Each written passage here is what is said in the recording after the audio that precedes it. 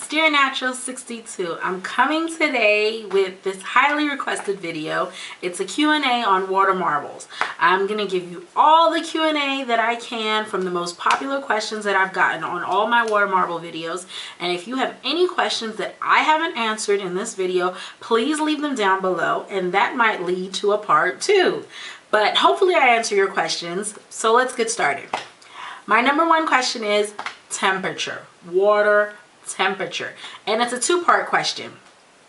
The first part is, what is the temperature of my water when I do water marble? And then I'm going to go into part 2. Well, the answer is room temperature water. It's nothing fancy. I use either tap water or filtered room temperature water. Part 2 to that is, what does room temperature mean? Please don't feel like I'm treating you like a kindergartner, but this is actually questions I've gotten, and that's why I'm responding in this way. Room temperature means I usually take, if it's tap water, I usually take it, I put it in a cup, and I let it sit out for an hour or two, and it becomes room temperature, which means not cold, not hot. So I hope I've answered that question, because that has been the number one question. Number 2, my nail polish tends to dry faster than I'm working. Well, I want to make sure one thing, that you're ready for water marble, which means that you have your prep station ready. Usually when you give me colors and I choose your colors, I literally have my colors lined up, the bottle caps open and ready to go. I usually have my Q-tip, my orange stick, whatever I'm going to use to clean up the surface of the water with, I have that ready to go. Just make sure you have all this stuff prepared so you don't feel like you're running around trying to hurry against time, because this is a method that you do have to work very quickly. I'm not even gonna lie, you can't take your time, because the minute nail polish hits the water, it starts to dry up. So you have to work very quickly. The third question I get is, how long do you leave your finger in the water? Literally, I leave my finger in the water only until I finish cleaning up the surface of the water. Once I finish doing that, then it's clear that I can pull my finger up from the water. The reason you're doing this is because if you don't clean the surface of the water properly, when you pull up your finger slowly out of the water, whatever residue of nail polish is left behind will come on your finger and on your design, and you don't want that to happen. Trust me. I learned that in the beginning. Number 4, can you dip more than one finger? I'm going to link that video right here where I show you just that. Yes, you can. You can dip more than one finger. The only reason I don't tend to do it in front of the camera is because I'm showing you the color combos that you've suggested, you know, and I can't show you all of them in 2 or 3 fingers at a time. So to get more looks in one video, that's why I show you one finger at a time.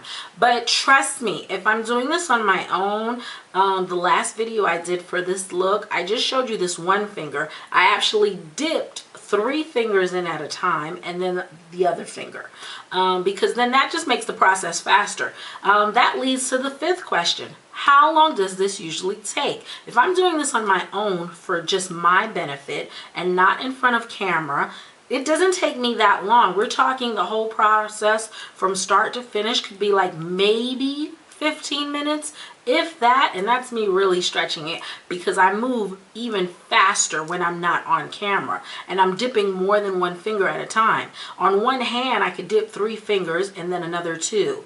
And then do the same thing for the other hand. So I've cut my time a lot.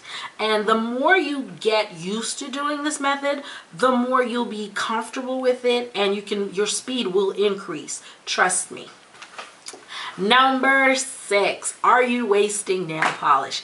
No, I'm not wasting nail polish. If anybody's ever seen my nail polish collection video, I'll link that up here.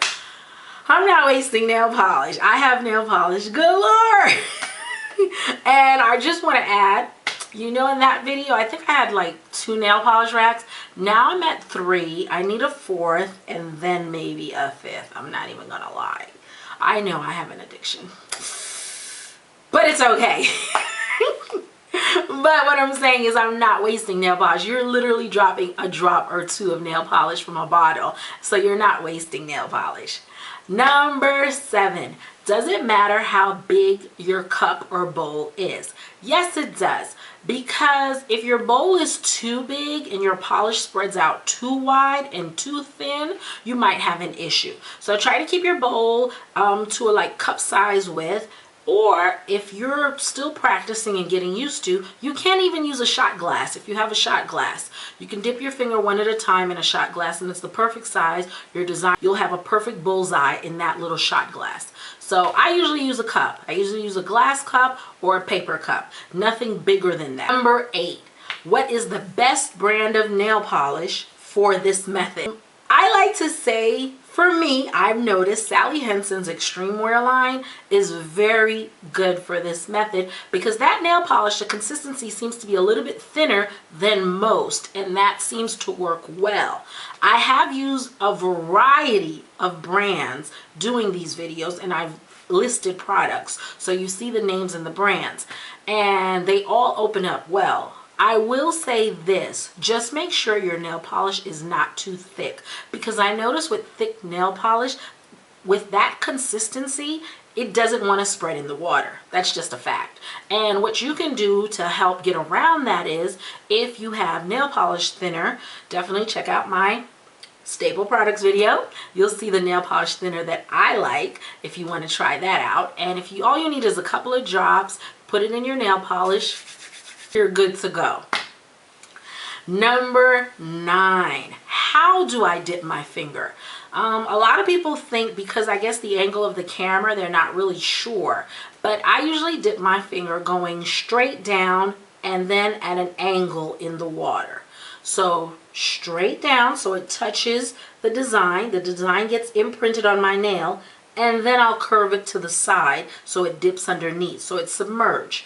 So definitely that's the way I do it. Number 10, are you dropping, is the nail polish touching the water? Again, I don't know if it's the angle of the camera. My nail polish is not touching the water. It's just very close to the surface of the water. The reason I do that is because if you hold your nail polish up too high, it's going to drop straight to the bottom, or it's going to stay at the surface and it won't spread. Let's think about it. It's a gravity thing. The higher you hold your brush, the faster the speed of the nail polish is going to fall down. So you want to hold your brush as close to the surface of the water as possible. Number 11, do I have to use a white base coat? No, you do not. White is just more common, but I have several videos where I've showed you I've used several different colors as base coat, and they always work. Do you need a base coat? Part 2. I say yes. Without a base coat, and you can try this because it's experimental, you can try this on your own to see what I'm talking about. Take a finger, do it with a base coat. You'll notice your design is very vibrant and colorful and fun. Without a base coat, your design is very pale, see-through, not as vibrant. So definitely see which one you prefer. I like a vibrant. I like for my colors to just pop at you. And I like when I'm doing things, or if I'm out in public, people notice my nails right away because of that. Number 13. My toothpick gets stuck in my design. What's going on? Well, as I said, nail polish dries very quickly in water. When you're creating your bullseye, the outer layer of your bullseye tends to dry the fastest. So you'll never notice me starting really from that first drop of nail polish. I tend to start from the 3rd or 4th drop of nail polish. It just makes life easier, and by then it gives me time to work with it. But if you touch that outer layer, and just touch it gently, because if you touch it gently and you notice it's getting stuck, then it's dried already. Move on, like move inward. It's no sense in trying to still make that design. Number 14, I get a big blob when I dip my finger in and I don't know what to do. All that it means is that your nail polish did not spread out evenly. It's kind of stayed concentrated in the middle, and that's the issue. So definitely make sure as you're looking at your design that it's spreading out thinly. If it does not, and it all stays towards the center, you will get a huge blob on your nails. So I hope I've answered all the popular questions. If you have any questions that I haven't answered, please definitely leave it down below and I will get to it. Trust me, I read all my comments and I love feedback. So definitely leave me a message. FYI, I'm having a giveaway on Instagram, so check it out at Dearnatural62. I'm having a small giveaway on there. I also said I'm going to have a giveaway on YouTube. Now I need your help. I need you to help me think of some things to give away. So I'm definitely going to have the one for YouTube, but I just haven't come up with things to give away. And please keep it open because I got some male viewers that said that they've always wanted to enter my giveaways, but I never have anything for men. So you see where the dilemma's coming? I'm trying to come up with stuff that it's universal and everyone will like. I know I'm a beauty girl, so makeup and nails, of course, and of course, my natural hair. Definitely, I need your help. I need some suggestions for my next giveaway, which should be huge because on July 18th, for those that didn't know, for my new subbies, and of course my old subbies know this, on July 18th, I made 1 year on YouTube. So amazing! So amazing. And I hit over 1 million views. Definitely amazing, trust me. It has been an enjoyable ride. It is one that I will continue to do, and now it's even better because companies are contacting me, you know. So companies want me to do reviews, companies want me to do things. I'm so excited about all the new things that are coming my way, and I always want to thank my fans, and giveaways to me are the best way to thank your fans for being there, for supporting you, for watching you, for commenting, for just being there, because without you, honestly, there would really be no me. And you know, I used to think that was corny when people said it, like when you were watching award shows, but it's true. Without the fans, where would you be? So the least you could do, and this is the way I think, the least you could do is thank your fans, and I do that by having giveaways, and I think it's just so awesome. So definitely don't forget to follow me on Twitter, Instagram, Pinterest, and of course don't forget to subscribe, especially if you want to see more videos. So again, it's Dearnatural62. Take care. Bye.